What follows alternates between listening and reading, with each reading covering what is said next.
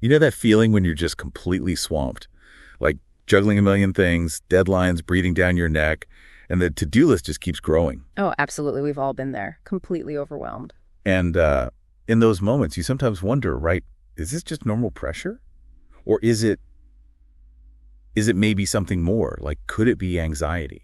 Exactly that question. And that's precisely what we're digging into today. We've gone through quite a bit of information to really try and understand stress and anxiety, what makes them different, how you spot the signs. And crucially, some practical ways you can actually manage both. Right, because people often use those terms, stress and anxiety, almost interchangeably, don't they? They really do. But when you start to actually tease apart the differences, it can really shift how you understand what you're feeling.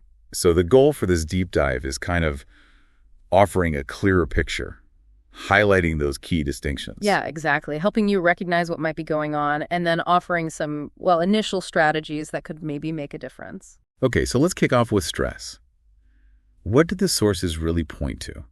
What is stress, fundamentally? Well, the consensus seems to be that stress is basically your body's natural reaction. It's a response to any kind of challenge or demand that life throws at you. So we're talking external stuff mostly, like that big presentation looming, exams, or just, the daily grind piling up. Precisely. Those external pressures. And what's really interesting is the immediate physical thing that happens. The fight or flight response. Exactly. Your body hits a switch, pumps out hormones like adrenaline and cortisol to give you that burst of energy and focus you need to, deal with whatever's happening. It's an old survival mechanism. And it's not always bad, right? I mean, the sources suggest small amounts can actually be useful. Definitely. It can sharpen your focus, give you that motivational push, like getting you ready to perform under pressure. Yeah, like tuning a guitar string just right, enough tension to make music. That's a great analogy. But just like that string, too much tension or tension held for too long, that's where the problems start. Right. So prolonged stress, or just too much of it, that leads to burnout, fatigue, maybe even health problems down the line. Yeah, absolutely. Feeling drained, chronic fatigue, it can contribute to a lot of longer-term health issues, unfortunately. So how do you know if what you're feeling is mainly stress? What are the key signs? Well, one big indicator is that feeling of being overwhelmed, but, and this is important, you generally still feel like you can push through it. You can usually see the cause, the trigger. Okay, so there's a tangible reason. You know why you feel pressured. And even if it's tough, you kind of see an endpoint or at least a way through it. Exactly. You might also notice shorter-term emotional stuff, like getting easily frustrated or maybe just feeling generally irritable, little things setting you off. And physically, what shows up? Physically, it's often those common things people dismiss. Headaches, tense muscles, especially neck and shoulders. Maybe trouble sleeping. Right, those little aches and pains that seem to pop up when things get hectic. But the key takeaway for stress is it usually goes away once the situation resolves. Typically, yes. The pressure lifts, the deadline passes, and you start to feel more like yourself again. The symptoms tend to subside. Okay. Now let's pivot to anxiety.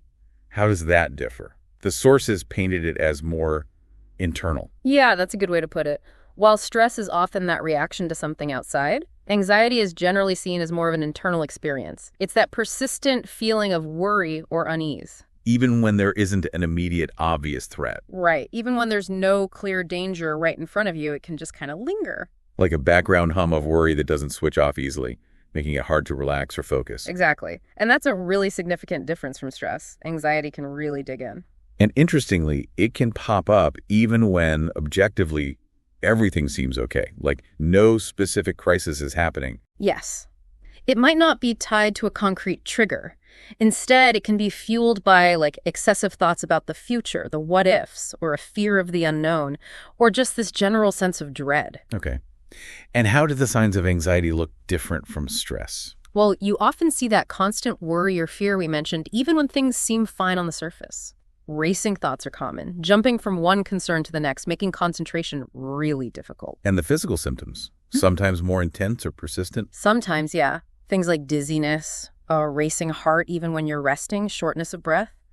That feeling of restlessness, being constantly on edge, unable to truly unwind. Yeah, that inability to just relax. And crucially, unlike stress, anxiety doesn't always just disappear when a stressful event ends, right? Correct. That underlying worry can stick around for weeks, even months, long after any specific trigger is gone. Which brings us to an important point. When should someone maybe think about getting professional help? The general guidance is if these feelings of anxiety persist for, say, several weeks, or if they really start interfering with your daily life, your work, your relationships, just your ability to function, that's a really good sign. It's time to talk to your mental health professional. Okay, so let's try and make that distinction super clear. Stress versus anxiety, head to head. Okay, so stress, typically triggered by an external factor, work, school, whatever, and it usually resolves, or at least lessens, when that factor is dealt with. Right. You fix the problem, the stress goes down. Anxiety, though. Anxiety can persist without a clear external reason. It feels more internal, often uncontrollable, even if you rationally know things are okay. That disconnect between the feeling and the reality. Exactly. And because of that difference, how you manage them often needs to be different too. So for stress, you might focus on tackling the cause, taking breaks, adjusting workload, relaxation techniques. Yeah, practical, often external adjustments can help a lot with stress. But anxiety might require deeper strategies. Like therapy, mindfulness, maybe medication in some cases, things that address the internal experience more directly. Precisely.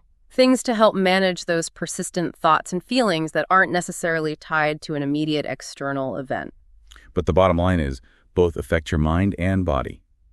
Understanding the difference is really the key first step to figuring out how to cope effectively. Absolutely. Recognizing it is half the battle, So let's talk practicalities. Yeah. What can people actually do? Let's start with managing stress. What did the sources suggest there? Well, a big one is identifying those specific stressors. And instead of being overwhelmed by the whole thing, break it down. Smaller, manageable tasks. Right. Makes it feel less daunting. What else? Simple things, honestly. Deep breathing exercises. Just taking a few moments to consciously relax your body. Prioritizing self-care, actually making time for things you enjoy, things that recharge you. Yeah, that self-care piece is huge. Yeah. And maintaining that work-life balance, setting boundaries. Oh, absolutely crucial for preventing that chronic stress buildup. Not being on 24/7, it makes a massive difference. Okay, so that's stress. What about managing anxiety, where the trigger isn't always obvious? There, the focus shifts more inward. Mindfulness and grounding techniques are really helpful. Things that bring you back to the present moment, interrupt those racing thoughts. Like focusing on your breath or what you can see and hear right now. Exactly. And another powerful technique mentioned is actually challenging negative thoughts. Writing them down helps. Getting them out of your head and onto paper so you can look at them more objectively. Precisely. You can examine the evidence, question their validity. It helps break the cycle. Interesting. What about physical activity? Definitely beneficial. Even gentle exercise like yoga or just going for a walk can release tension and boost your mood. It has a real impact on anxiety levels. And again, reinforcing the idea of seeking professional help if it's really impacting your life. Absolutely. It's a sign of strength, not weakness, to reach out. Therapy, counseling, they offer specific tools and support for managing anxiety effectively. There's no shame in it. So I guess the big takeaway is stress is normal, but pay attention. Notice if it starts feeling less like a reaction and more like a constant state. That might be a shift towards anxiety. Right. And addressing it early is key. You're not alone in feeling this way, and there are effective strategies and support available. So maybe the next time you feel that pressure building, that overwhelmed feeling, take a second, ask yourself, is this stress tied to something specific? Or is it this more pervasive internal feeling, anxiety? Just asking that question, just recognizing the potential difference, that's a huge first step towards managing it better, choosing the right tools for the job, so to speak. Yeah, definitely. And hey, if this conversation resonated, maybe share it. Anyone else you know who might find this distinction helpful? The more we talk openly about mental well-being, the better equipped we all are. Absolutely. Taking care of your mental health is just as vital as physical health. We really hope this gave you some useful insights. Yeah, some practical things to think about or maybe try. And just a final thought to leave you with. Really understanding your own mind, your own responses. It's a journey, isn't it? Keep exploring what works for you. Recognizing stress, recognizing anxiety, and taking those first steps to manage them. That can truly make a difference in how you navigate everything life throws your way.